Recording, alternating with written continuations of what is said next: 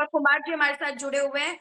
आपकी क्या राय है? लगातार हम देख रहे हैं इस मुद्दे पर जो है अब सत्ता पक्ष भी उसी मुद्दे पर आ गया है जिस मुद्दे को आप लोगों ने उठाया था, और चुनावी मैदान में, चुनावी रणभूमि में आपने जो बिगुल बजाया था शराबबंदी का, आज उसी मुद्दे पर सत्ता पक्ष भी आपके साथ खड़ा हुआ नजर आ रहा है।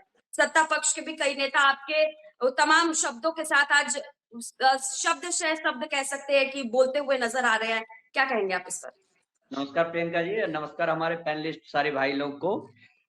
मेरा मानना है, देखिए हमारी पार्टी का चुनाव से पहले भी शराबबंदी को लेकर स्पष्ट मत रहा है।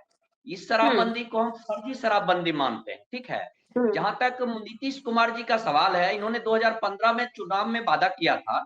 उस समय राजद के साथ ही आए थे और 2016 के अप्रैल में इन्होंने शराबबंदी लागू की थी। उसमें राजद के लोग भी शामिल थे। उस समय तत्कालीन जो नंदकिशोर यादव जी थे, उन्होंने काफी इसके खिलाफ विधानसभा में बोला भी था। जहां तक फर्जी शराबबंदी की इसलिए बात मैं कर रहा हूं, ये सरकार जानबूझ के शराब माफिया को एक समानांतर रूप में इन्होंने खड़ा किया है, जहां से ये अवैध उगाही कर रहे हैं। इसमें पुलिस प्रशासन और प्रशासन भी दोषी है और उसमें संस्थागत भ्रष्टाचार है। इनकी कोई मंशा नहीं है शराबबंदी को लागू करने की। ये एक फर्जी शराबबंदी को सामने रखकर अवैध उगाही करने का काम कर रहे हैं, जिसके कारण बिहार की जनता को बहुत बड़ा नुकसान हो रहा है। आपको ज्ञात होगा कि शराबबंदी के कारण बीच बीच में कितनी बार लोगों की मौतें हो रही हैं। उसके साथ आज के डेट में ये शराबबंदी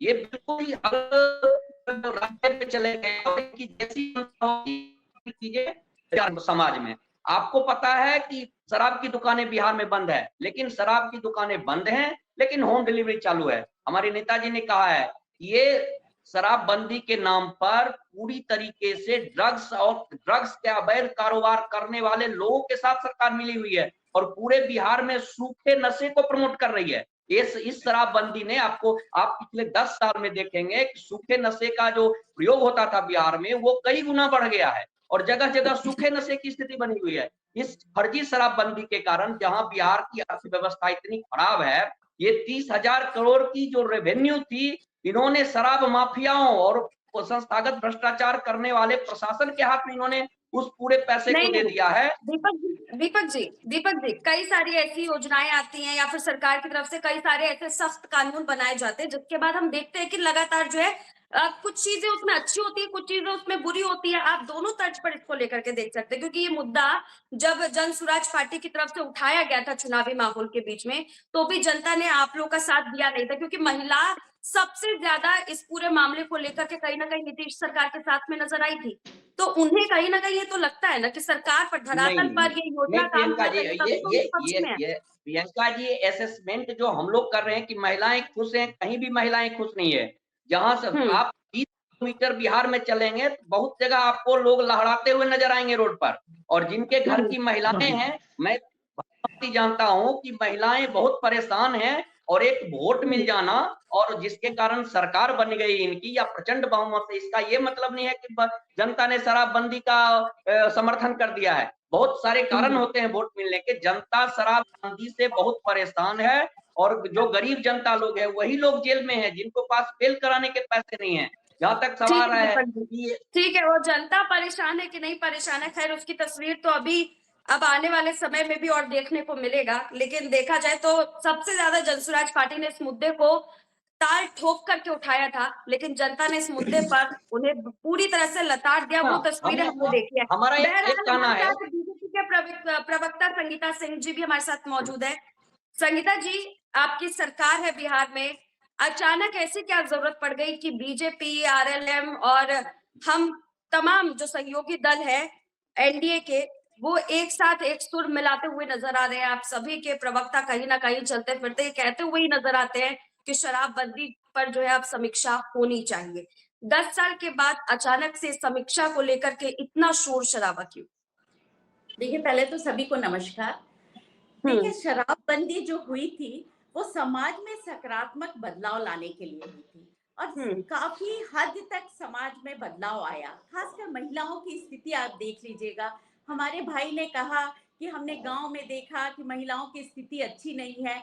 मैं भी हर गांव जाती हूँ, चाहे शिवहर हो, चाहे सीतामढ़ी हो, चाहे मधुबनी हो, मैं भी महिलाओं से मिली। सभी ने इसको बहुत ही सराहनीय कार्य बताया, क्योंकि इससे सकारात्मक लाभ क्या हुआ उन्हें कि घर में शांति हो गई। अभी किसी तरह की लड़ाइयाँ आप देखोगे भी अगर, तो बहुत आपस में ये बहुत लड़ाइयाँ होती थी, क्योंकि ये पी के आते थे, 400-500 रुपया कमाते थे और शाम को 200 रुपए, मजदूर भी हैं तो 200 रुपए पी के आते थे। मतलब महिलाओं को पीटते थे, मारते थे, गालियां देते थे, बच्चों को मारते थे। इस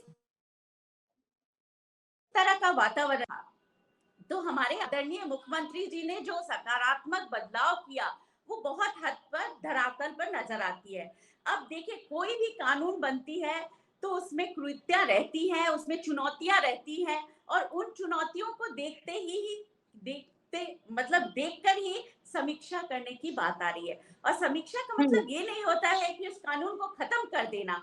उसमें जो भी कुरीतियां हैं, जैसे जिस तरह से ऐसा कहा जा रहा है कि शराब की ट्रकें लद के हम सीमा पार यहाँ आती हैं और जहरीली शराब पी के लोग मारे जा रहे हैं, तो उन सब पे समीक्षा करने की जरूरत है और कानून को दुरुस्त बनाना है। न्याय संगत कानून होना चाहिए जिससे कोई भी ऐसा दंडित अपराध न कर सके। तो मुझे लगता है ये जो कानून है वो बहुत ही अच्छा कानून है और हमारे समाज को एक नई दिशा की ओर ले जा रहा है, ये कानून है।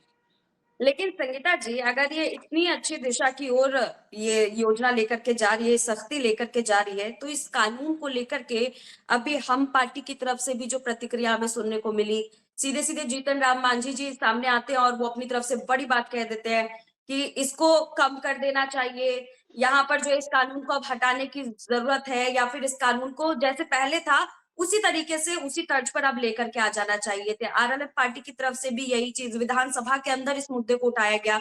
वहां पर एक कमजोरी सरकार की जो सीधे सीधे नजर आ रही, क्योंकि देखा जाए तो एक बहुत लंबा समय आप लोग के पास था, 10 साल का समय।